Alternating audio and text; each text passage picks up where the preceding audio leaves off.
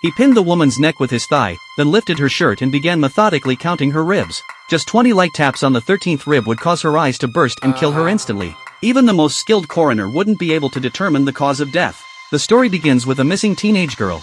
Lisa left for school that morning and never came home. Her mother frantically called her husband, but he told her to keep quiet about it for now. As a front-runner in the mayoral race, if his opponents caught wind of their daughter's disappearance and the media blew it out of proportion, his chances of winning would be shot. By noon the next day, with still no word from Lisa, the anxious mother had no choice but to call the police. Since the girl often hung out with troubled teens and had run away before, the cops didn't take it too seriously. They simply pulled Lisa's phone records and found she'd been in close contact with her classmate Anna. The mother rushed to the school to investigate. Anna was there, fiddling with a cracked phone, desperately trying different passwords.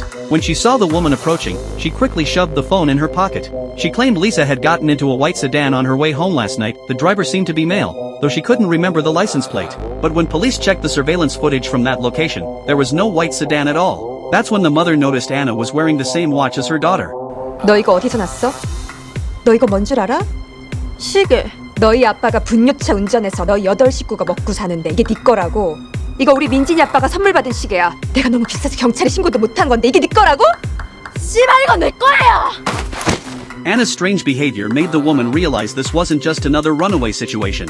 To get to the bottom of things, she hacked into her daughter's social media accounts. Shockingly, there were over 50,000 emails. After days of painstaking searching, she finally found a smoking gun in one message. It turned out Lisa's good grades had all come from exam questions provided in advance by someone, her homeroom teacher. The videos the teacher had sent showed Lisa being constantly bullied at school. Feeling sorry for the girl, the teacher had leaked the final exam questions to her, hoping better grades would help her gain acceptance from her peers. But this explanation didn't satisfy the mother. She knew the teacher must know more, so she swallowed her pride and got on her knees, begging for information. All she got was silence. The woman decided to hand everything over to the police, and only then did the teacher show signs of panic.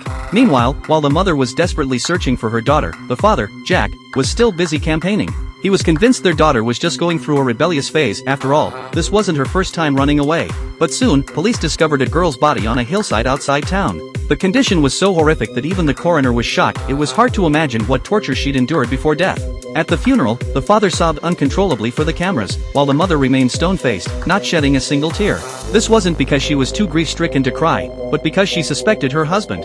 She believed he was hiding something from her. Maybe he'd even had their daughter killed to gain public sympathy. Meanwhile, Anna had managed to unlock the cracked phone. The photo gallery contained pictures of Lisa's murder, yet she smiled eerily as she looked at them. The autopsy showed Lisa had died in a hit-and-run, repeatedly run over.